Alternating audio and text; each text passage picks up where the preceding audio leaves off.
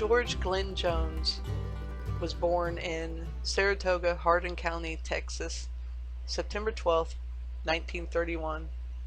He was a country music singer and songwriter.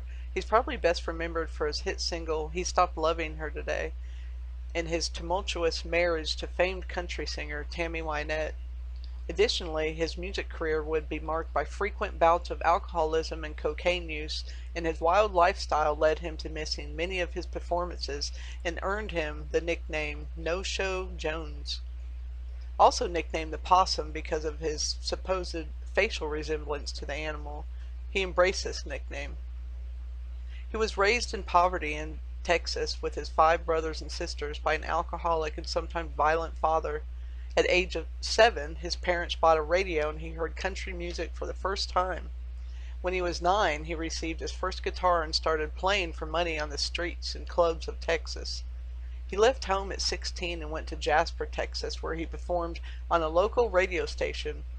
He then married Dorothy in 1950 at the age of 19, but they divorced within a year and he enlisted in the U.S. Marine Corps, spending his entire military time in California.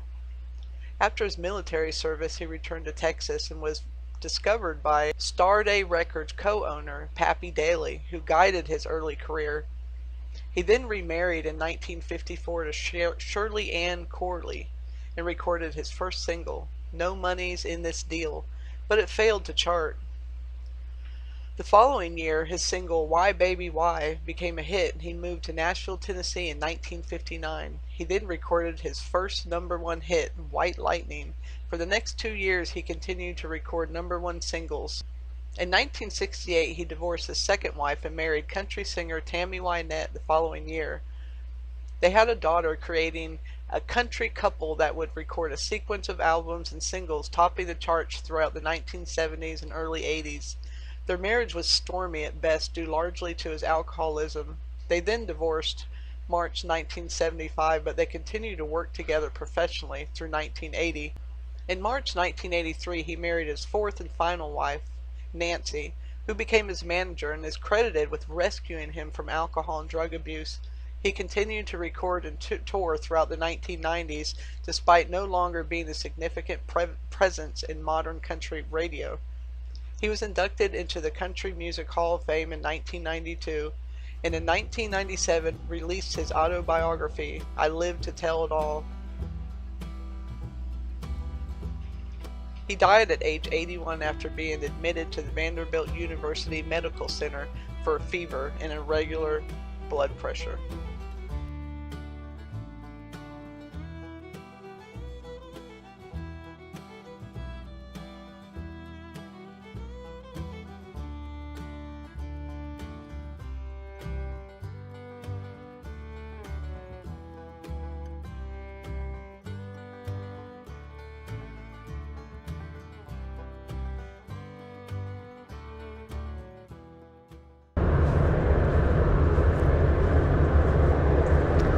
For those of you who follow our page, country music fans, I have zero doubt that you'll recognize this one.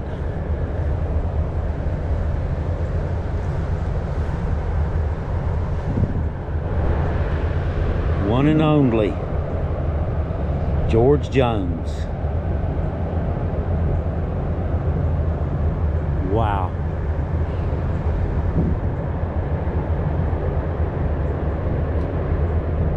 Stuff is kind of humbling.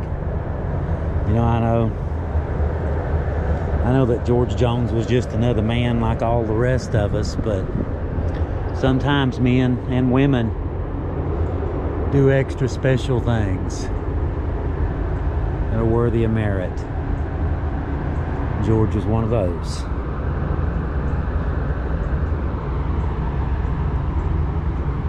Put a golden band on the right left hand.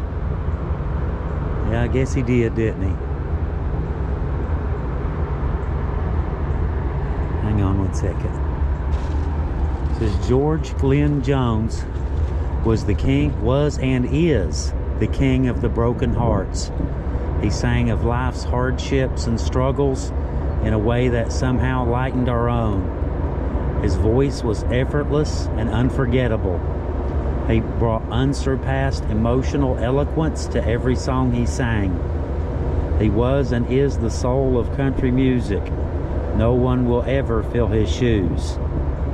He is at rest, but his music is alive and ageless. He gifted it to all of us, to the joyful and the broken. Wow.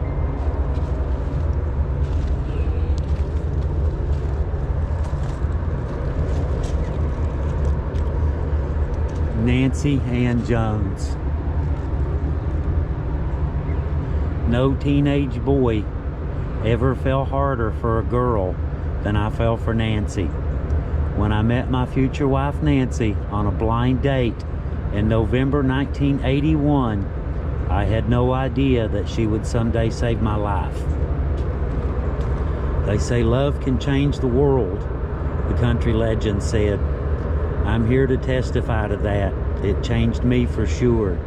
Friends, family, doctors, therapists, and ministers had tried to save me, but to no avail. But finally, the power of true love from one woman, Nancy Jones, made the difference and saved me. George Jones. Until his death in 2013, it was Nancy whom George Jones considered his soulmate. From what I'm told, he bought this entire section, this fenced section, and this is more or less the family plot. But I wanted to just run in here real quick while the young lady was looking up some records. The grave that we're looking for, find a grave, once again is wrong. The entire family that we're looking for should be right there on the other side of that little road, but they're not. So y'all just keep that in mind now when you're going for these places. For, you know, if it's listed on Find a Grave, just keep in mind that Find a Grave seems to be batting about 50%, somewhere in that ballpark. It's not nearly as, you know, laid out and simple as you would think.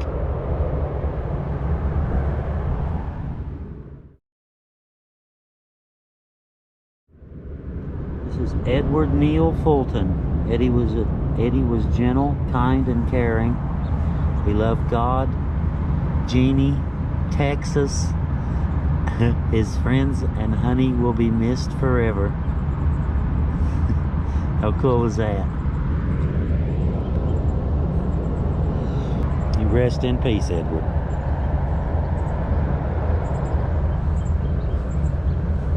And this one here. Gabriel was one of the original Lost Boys that came over from Sudan in 2001. The Lost Boys of Sudan refers to a group of over 20,000 boys who were displaced or orphaned during the Second Sudanese Civil War between 1987 and 2005 in Africa. 2 million were killed and others were severely affected by this conflict. When he passed away at 36 years old, he was buried here in the Jones plot. Good Morning Africa. Gabriel Majok Kerr.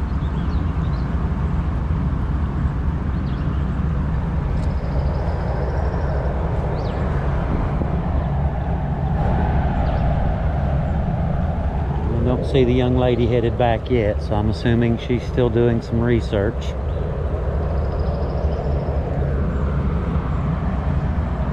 In case you guys were curious, look here.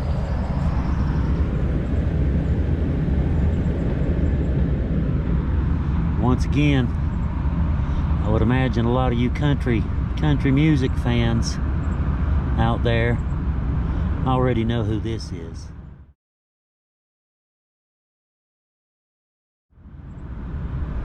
Amazing, isn't it? All of these historic characters and legendary musicians. We were at Elvis's grave yesterday. It's just, to me, I don't know, to me it's a big deal. I'll put it that way. It's a big deal to me. I did not see this coming. Another interesting one right here.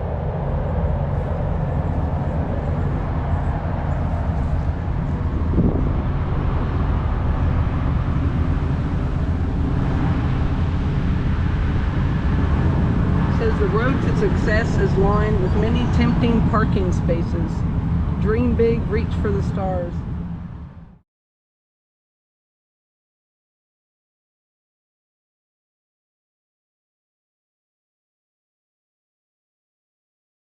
Amen, brother. What's this over here, this little?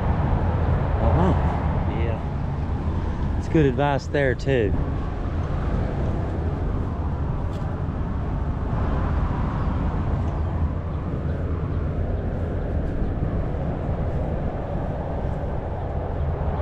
So here's the girl helping us find the Orbison graves. They weren't where Find a Grave said they were, and it's like 42,000 people buried here. So they're so nice here. And it's so pretty here. I just used the bathroom and it looked like I was in a castle or something.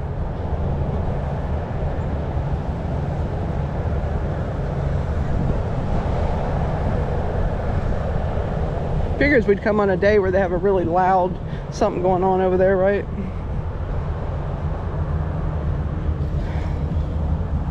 Shady Grove.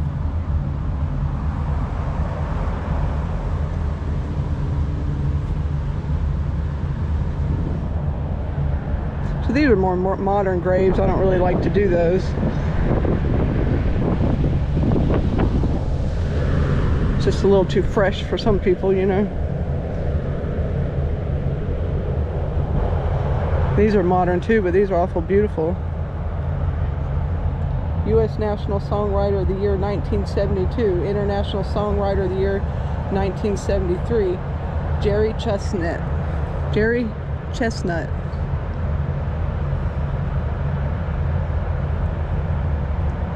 Looks like Jerry is gone, but Pat is not. Rest in peace, Jerry. I'm a big don't forget your people thing. Look at that. Mm-hmm. Yes. This place is amazing. I mean, there's more. I don't really. Yeah, this is just one floor. Yeah, this is the third floor. We got the fourth.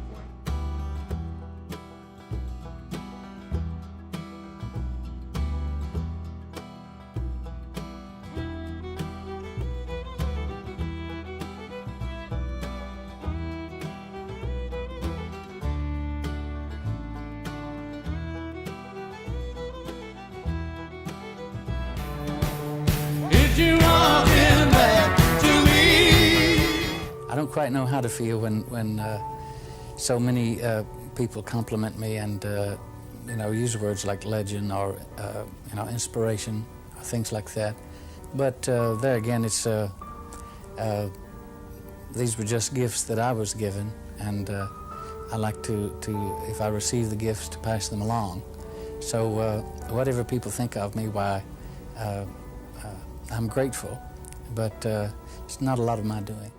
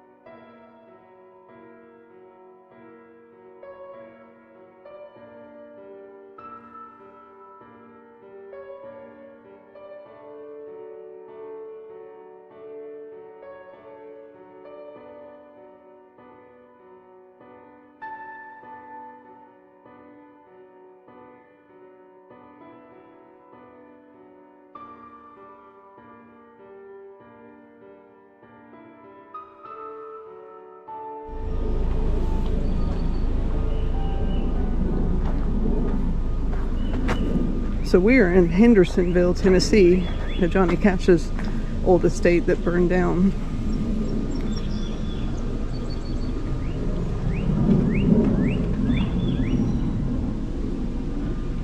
But that is not why we're here.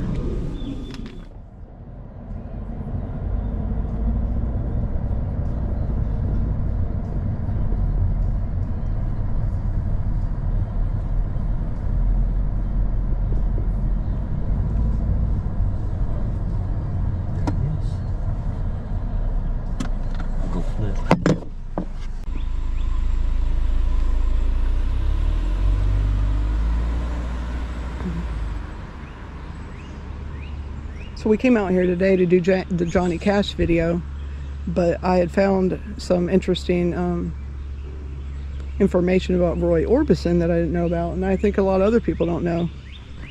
But Roy Orbison had a very tragic life. So in 1968, while Roy Orbison was on tour, he had a house fire which killed 2 of his sons.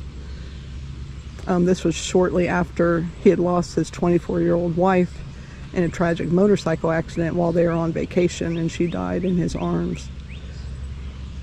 This led him to write some songs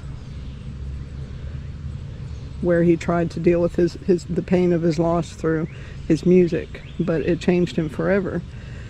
But this is right next to Johnny Cash's property that burned down in 2007, but Johnny Cash did buy this property from Roy Orbison under the agreement that he would never build on it. So they turned it into an orchard, which is still used and maintained by the Cash family to this day. It says the orchard, this pristine site overlooking Old Hickory Lake, had its roots in tragedy. In 1968, Johnny Cash's good friend Roy Orbison sold him the land after the fire destroyed his home and took 2 of his 3 sons' lives. Cash promised Orbison never to build on the site when the abundant fruit trees and grapevines that flourished were maintained personally by the Cash family. The orchard came to fruition.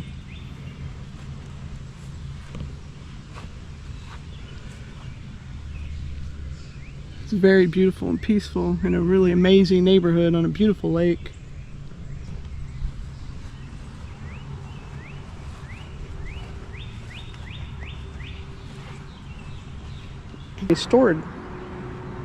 Restoring the orchard. After Johnny Cash's passing in 2003, neighbors Marty Stewart and Connie Smith purchased this site from John Carter Cash and restored its then withering fruit trees, rotting railroad ties, and damaged turf, while relocating the fence line to its new position by the evergreens. Stewart designed the gate that now serves as the site's entrance and added the cross that marks this space as sacred ground. Stewart also honored Johnny Cash's promise to Roy Orbison never to build on the site was kept. It's very beautiful. So it's someone who's not even connected that did such a wonderful thing. Right across the street is the house they call Mama Cash's house. And Johnny Cash actually bought that for his parents.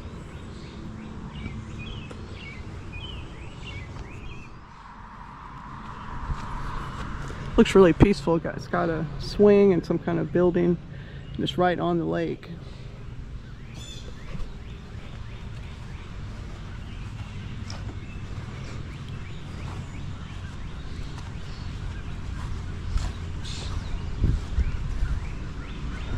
So next we're going to go to the cemetery where Roy Orbison's children, wife and brother, who all died tragically, are laid to rest.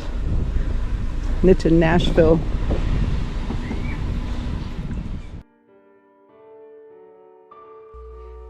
Born April 23, 1936, Roy Kelton Orbison grew up in Vernon, Texas. He started his first band at the very young age of 13, and he eventually became wildly famous, and he enjoyed it. From childhood, he suffered from a combination of eye issues, including severe astigmatism, which is one of the reasons he always had dark glasses on. It originally started when he was on tour in Britain with the Beatles, He left his prescription glasses in the airplane and was forced to wear his dark Wayfarer prescription glasses. He found that he felt sort of safe behind the dark glasses. He had extreme stage fright that plagued him his entire life, which is one of the reasons he performed so stiffly. But his awkward social behavior actually appealed to people, to his surprise and others, and it even made him a sex symbol. His sons later said that he was addicted to the road. He loved to tour, and his constant absence put a strain on his marriage to his first wife, Claudette Frady. They had 3 sons together. But in 1966, after being separated, the pair rekindled. But on the way to a vacation on motorcycles, Claudette, at 24 years old, was killed when a truck pulled out in front of her. Orbison later on went to say that Claudette died in his arms. This was on June 6, 1966. Roy was devastated to lose his beautiful wife. The tragic lyrics and haunting melody of Too Soon to Know he wrote based on this event.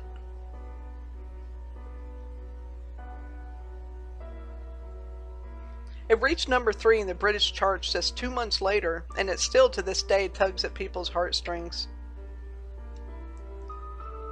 But as he was trying to recover from this heartache, his 2 oldest sons with Claudette, 6 and 10, died in a house fire. Just 2 short years later, he was on tour when this happened. Luckily, his 3rd son was staying with his parents that night and was just fine. Officials later cited the possible cause of the fire being an aerosol can which might have contained lacquer, which is a coating which is applied to materials like wood. Roy's youngest son with Claudette, Wesley, was then raised by Orbison's parents for the most part. Just months after they died, Orbison recorded an album that addressed the trauma and was thought to have been lost forever until it was discovered by his 3 sons. It had never been released. It was released, though, I read, about 50 years later on. Despite his struggles with his loved ones' deaths and ups and downs of his career, Roy never stopped moving forward. He continued to do what he loved, though he spent some time as a hermit, and his battle with grief was real. He also lost his brother Grady. Grady was 40 years old when he was en route to one of Roy Orbison's concerts and died in a car accident.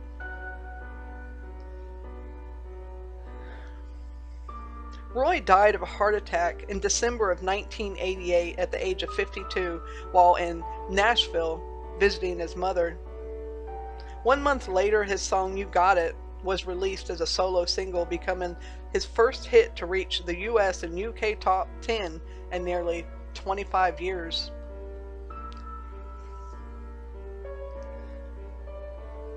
Roy Orbison's death was shocking to friends and fans alike, so it's a bit surprising that the artist of his stature would be laid to rest with very little fanfare.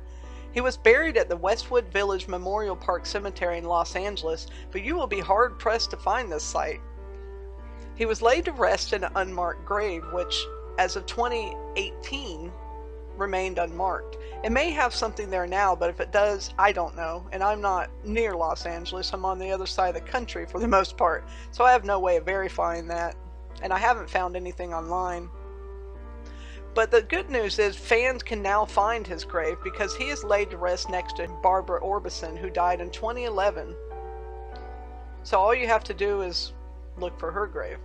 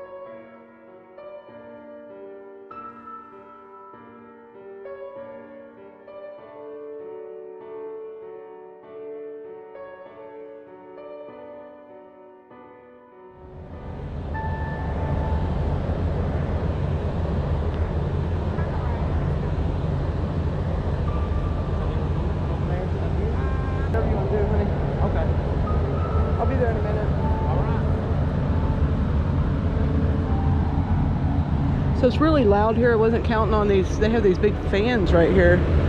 But we did find it. So I may be doing some voiceover here. I'd planned to do it on site, but I think that's going to be a struggle. But here's Grady Lee Orbison, 1933, 1973. So that is Roy Orbison's brother, and he was killed on the way to see Roy play in a car accident.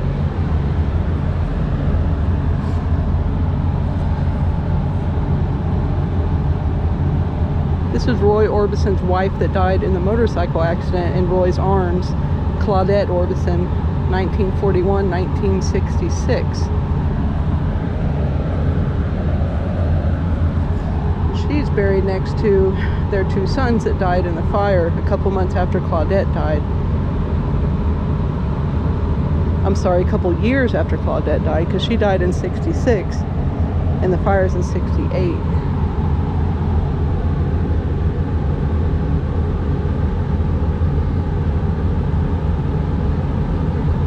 So there were 6 and 10, Anthony King and Roy Dwayne.